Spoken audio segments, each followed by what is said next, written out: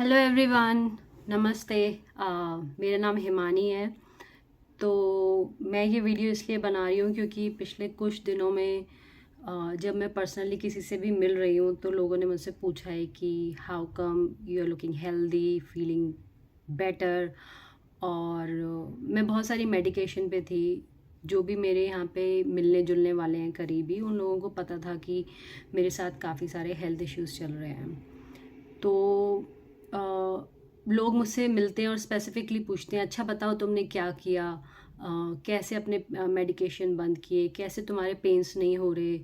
तो ये वीडियो का इंटेंशन ये है कि मैं पूरी लिस्ट तैयार कर पाऊँ कि मैंने क्या क्या छोड़ा है अपने लाइफस्टाइल में और क्या क्या नया शुरू किया है। तो तो to give you little bit background, जब मेरी प्रेगनेंसी हुई तो मेरी प्रेगनेंसी ज़्यादा डिफ़िकल्ट नहीं थी, but around my delivery time मुझे काफ़ी सारे इश्यूज़ थे। मुझे थायराइड था, मुझे डायबिटीज़ थी, पिल्मरी एडिमा था, मुझे प्री क्लैम्सिया हुआ था और मैं इमरजेंसी में थी। मैं आईसीयू में थी काफ़ी दिन। उसके बाद ये 2015 की बात है, मिड 2015। उसके बाद क्या हुआ, पोस्टपार्टम डिप्रेशन, राइट। आप दिखाते नहीं हो बट आपको पता है कि you are going through trauma. एक छोटा बच्चा है जो रात में 4 बार उठ रहा है और रेगुलर फीडिंग है, सब बहुत सारा काम है। तो वो समय निकलने के बाद मैं थोड़ा सा शॉक में भी थी, क्योंकि जब मेरी प्रेगनेंसी, जब मैंने अपनी डिलीवरी की और उसके बाद मैं इमरजेंसी में थी, तब मैं थोड़ा सा शॉक में थी क्योंकि मुझे लगा था कि I won't make it. I won't make it as in, क्योंकि मेरी बॉडी पार्ट्स में पानी भर चुका था। मेरे लंग्स में पानी था, मेरे हार्ट में पानी था। इनफैक्ट डॉक्टर्स को भी समझ नहीं आता था कि मेरी बॉडी के साथ हो क्या रहा है। बट लकीली दूसरे तीसरे दिन मेरी बॉडी अपने आप इम्प्रूव करना शुरू हो गई और जितना भी एक्सेस वाटर था मेरी बॉडी में वो बाहर आना शुरू हो गया। तो वो शॉक मुझे 1-2 साल तक रहा। हालांकि मैंने उसके बारे में ज़्यादा बात नहीं की, बट इंटरनली आई नो कि मेरे लिए कितना मुश्किल था वो, क्योंकि I just felt that I won't make it tomorrow, I don't have next moment. और उसके साथ साथ एक प्रॉब्लम ये भी थी कि मुझे ये भी लग रहा था कि अरे, I just gave birth to a newborn, right. और मतलब अगर मैं नहीं हुई तो उसका क्या होगा। तो वो शौक मुझे 1-2 साल मेरे साथ रहा कहीं ना कहीं। उसके बाद मुझे बॉडी पेन्स शुरू हो गए। बॉडी पेन्स कैसे, मुझे अपर बॉडी पेन होते थे मेरी साइकिल से पहले, और वो पेन मुझे अराउंड 10 दिन रहते थे महीने में। और उसके साथ साथ मुझे लोअर लेग्स में पेन शुरू हो गया। ये बात है 2018 एंड 2019 बिगनिंग की। तो जो मेरी लोअर लेग्स में पेन था, ना मैं खड़ी हो पाती थी। Walking was okay for me. और ग्रोसरीज करना मेरे लिए बहुत मुश्किल था। खाना बनाना मेरे लिए बहुत मुश्किल था, क्योंकि जब भी आप खाना बनाते हो you have to stand, right. आप जितना भी बोलो कि आप बैठ के करोगे, ये करोगे, आप तड़का तो बैठ के नहीं लगा सकते। तो इवेंचुअली मेरे पेन धीरे धीरे धीरे धीरे बढ़ते गए। शुरू में जब मैं डॉक्टर्स के पास जाना शुरू किया तो डॉक्टर्स को लगा मे बी डेफिशिएंसीज हैं, तो उन्होंने मुझे डेफिशिएंसीज के लिए विटामिन देने शुरू कर दिए, जैसे कि मैग्नीशियम और थोड़े बहुत विटामिन। बट उससे भी कुछ इम्प्रूवमेंट नहीं हुआ। उसके बाद डॉक्टर ने मेरे एमआरआईज कराए बैक के। उन्हें लगा शायद बैक में कुछ कुछ इशू है। तो होता ये है कि जब भी आपकी टांगों में प्रॉब्लम होगी तो बहुत सारे डॉक्टर्स आपकी बैक चेक करेंगे, क्योंकि आपकी नर्व्स कनेक्टेड होती हैं। तो मेरे किसी भी एमआरआई, एक्सरे, ब्लड रिपोर्ट में कुछ नहीं आया। फिर उन लोगों ने मुझे एक पर्टिकुलर डॉक्टर के पास भेजा जो आपकी नर्व्स वगैरह चेक करते हैं। उन लोगों ने बोला कि may be you have restless legs.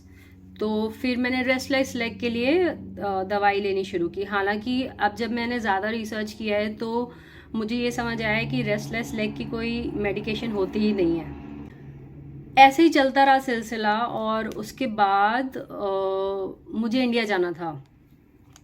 This was around 2020 beginning, it was 2020 beginning जनवरी।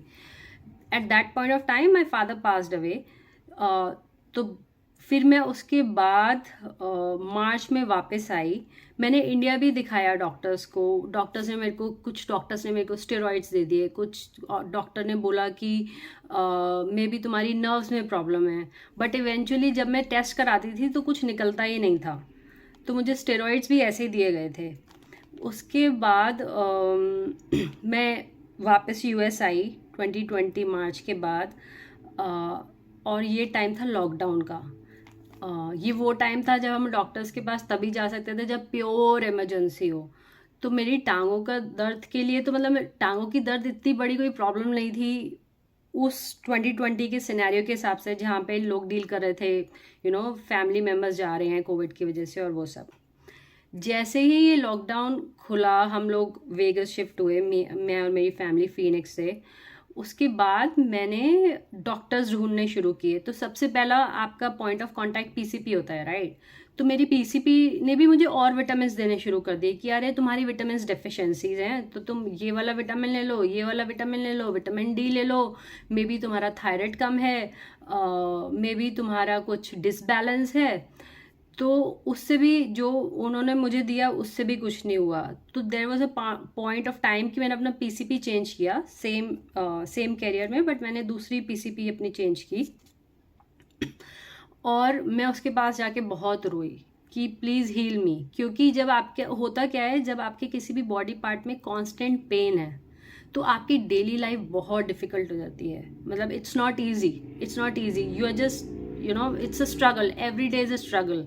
और जब आपके बॉडी पेन होता है तो वो आपके दिमाग को भी इफेक्ट करता है, इन द सेंस आप क्लियरली सोच नहीं पाते, या फिर आपका थॉट प्रोसेस इतना क्लियर नहीं होता, और आप कांस्टेंट सॉर्ट ऑफ डिप्रेशन में रहते हो, एक स्ट्रगल में रहते हो। समझो अगर आप सोचो आपके अभी किसी बॉडी पार्ट में पेन है और मैं आपसे बात करूँ, क्या आप मुझसे क्लियरली 100% फोकस होके बात कर पाओगे? नहीं। तो मेरा वही स्टेट था।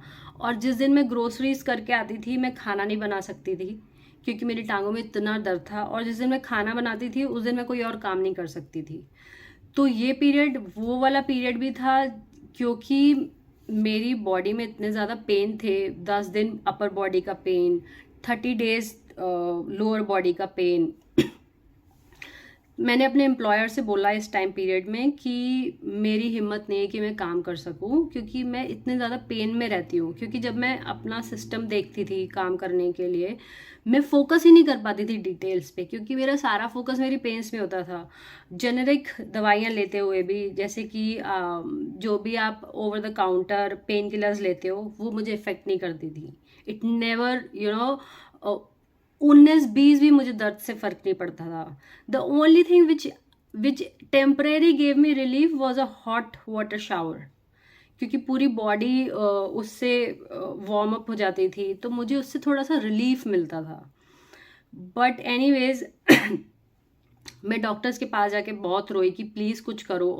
और वो लोग यहाँ पे ना, जो यूएस में जो डॉक्टर्स होते हैं, वो तब तक कुछ नहीं करते जब तक आपकी रिपोर्ट्स में कुछ मेजर दिखेगा नहीं। But anyways I literally begged there, मैं रोई, मैंने उसके हाथ जोड़े डॉक्टर्स के कि प्लीज़ कुछ करो। तब जाके उसने मुझे स्पेशलिस्ट को रिकमेंड किया। तो जब मैं स्पेशलिस्ट के पास गई तो उन्होंने मेरी सबसे पहले चेक कराई कि कहीं मेरी कोई आर्टरी तो ब्लॉक नहीं है, या मेरे बॉडी में कोई ब्लड क्लॉट तो नहीं है, पेरिफेरल आर्टरी डिसीज, साइटिका, और जितनी भी ऐसे डिजीजेज होते हैं जिसमें टांगों की दर्द हो सकती है, मेरे सारे टेस्ट हुए। Again nothing came up. Now जब ये टेस्ट हो रहे थे, मैं अंदर से बहुत ज़्यादा एंशियस थी कि प्लीज़ इस बार कुछ रिपोर्ट में आ जाए। जब आप बीमार होते हो ना, अगर आपको डिजीज़ पता चल जाए, you are much more at relief, versus अगर आपको डिजीज़ के बारे में नहीं पता, that is much more troublesome, क्योंकि आपको पता है it's again a dead end. फिर मैंने इस दौरान luckily Saurabh, my husband, Saurabh ने मुझे किसी अपने फ्रेंड के थ्रू एक और पीसीपी के पास जाने को बोला। जब मैं गई उन पीसीपी के पास, तो उन्होंने क्या किया, मेरे को एक और स्पेशलिस्ट के पास डाला मुझे स्पेशलिस्ट का भी नाम याद नहीं आ रहा, जब आएगा मैं आफ्टर द वीडियो डाल दूंगी। तो उन्होंने मेरे और रेयर कंडीशंस के ब्लड टेस्ट कराए। तो ब्लड टेस्ट में ये आया रेयर कंडीशंस में कि मेरी बॉडी में बहुत सारी इन्फ्लेमेशंस हैं। Yes, rheumatologist, the doctor is called rheumatologist. तो इन्फ्लेमेशंस हैं। तो यहाँ पे मेरी पीसीपी ने क्या शुरू किया, मेरी पीसीपी ने मुझे एस्पिरिन पे डाला और मेलॉक्सिकम पे डाला। मेलॉक्सिकम इन्फ्लेमेशंस को दबाती है और एस्पिरिन आपका ब्लड थिनर है। तो क्योंकि मेरे डॉक्टर को हमेशा उन्होंने जब भी मेरी ब्लड टेस्ट कराए उसमें निकला कि मेरी ब्लड में इन्फ्लेमेशंस हैं, तो उन्होंने इन्फ्लेमेशन की दवाई देनी शुरू कर दी। That was the first time after 4 years मुझे थोड़ा रिलीफ मिलना शुरू हुआ। जब मुझे रिलीफ मिलना शुरू हुआ मुझे लगा I had started getting my life back. Oh God, it was such a breakthrough.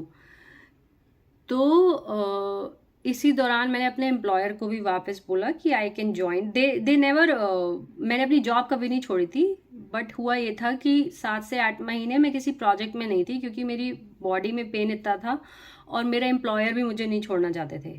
तो luckily I am really really thankful to my employer, और भगवान करे सबको इतने अच्छे एम्प्लॉयर मिले। So they kept me on the job. It's just कि मेरा कोई पे चेक नहीं आता था क्योंकि मैं किसी प्रोजेक्ट में नहीं थी। अब एक और टर्न हियर कि meloxicam around after 5 to 6 months it stop working for me. मतलब मुझे पेन वापस आने लगे वो दवाई लेने के बाद भी। तो मुझे बहुत डर लगा उस टाइम पे क्योंकि मैं पेन्स वापस नहीं चाहती थी। मेरी everyday life was a struggle जब मुझे पेन्स थे। तो फिर वापस मैं डॉक्टर के पास गई। डॉक्टर ने मुझे एक और मेडिकेशन पे डाला। Medication is cortisol. Cortisol stress hormone होता है। तो जब मैं घर आई और मैंने देखा कि अरे मैं इतनी सारी दवाइयों पे हूँ, क्योंकि मेरी जो अपर बॉडी पेन थे मेरी उसके लिए भी दवाई चल रही थी, ब्लड थिनर्स के लिए भी दवाई चल रही थी, और इसी दौरान मेरा थायराइड भी शुरू हो गया, थायराइड का भी इशू शुरू हो गया। तो I was on half a dozen of medicine, whereas I am not even 40 years old। मैं 40 साल की भी नहीं हूँ और मेरी आधा दर्जन दवाइयाँ चल रही हैं। तो मुझे जब मेरा डॉक्टर का विजिट था और मैं घर आई, it was a shocker for me कि मतलब क्या चल रहा है ये, कि मतलब इतने साल हो गए बीमारी, दवाइयाँ, like there has to be some solution, right. तो इस बार मैंने क्या किया, instead of going to doctors, instead of looking into medical field, I started looking into other approaches of healing. तो मैंने YouTube पे सर्च करना शुरू किया कि क्या कर सकते हैं। मुझे लगा कि ऐसे और भी तो लोग होंगे ना जिनको ऐसे पेन्स होंगे जिसका कोई नाम नहीं है। हालांकि मेरा अगेन जो मुझे पेन थे वो ऑटो इम्यून डिजीज़ के थे। इन्फ्लेमेशंस मेरी बॉडी में दिखते थे, मगर डॉक्टर्स पॉइंट आउट नहीं कर पा रहे थे कि कौन सी category of auto immune disease है, क्योंकि ऑटो इम्यून डिजीज़ में भी बहुत सारे डिजीज़ होते हैं। आपकी डायबिटीज़ भी ऑटो इम्यून डिजीज़ है। Actually cancer is also a part of auto immune disease. Of course it's much more severe. तो बजाय ये देखने के, मुझे तो ये पता ही नहीं था कि मेरी बीमारी का नाम क्या है, but what I started doing कि ऑटो इम्यून डिजीज़ को कैसे ठीक कर सकते हैं, कैसे रिवर्स कर सकते हैं। उसी दौरान क्या हुआ, मैं अपनी एक फ्रेंड के यहाँ गई 2-3 दिन रहने overnight, and I met her mother. तो आंटी बहुत सारी योगा करती थी, and I was so surprise to see a lady who is 60+ is doing so much more. और मेरी उम्र भी इतनी नहीं है और मैं कुछ कर नहीं पा रही, मतलब मेरा इतना बॉडी में स्ट्रेंथ ही नहीं है कि मैं खड़े होके 10 लोगों का खाना बना सकूं। वर्सेस मैं, I have been very active in my life, very independent, thankfully to my parents. मतलब मुझे जो करना था, जैसे करना था, उन्होंने कभी रोका टोका नहीं। बहुत ट्रैवल किया, 10 चीज़ें की लाइफ में, कभी किसी की हेल्प नहीं ली, सब कुछ खुद किया है। तो वर्सेस मैं अपने मिड 30s में हूँ, लेट 30s में हूँ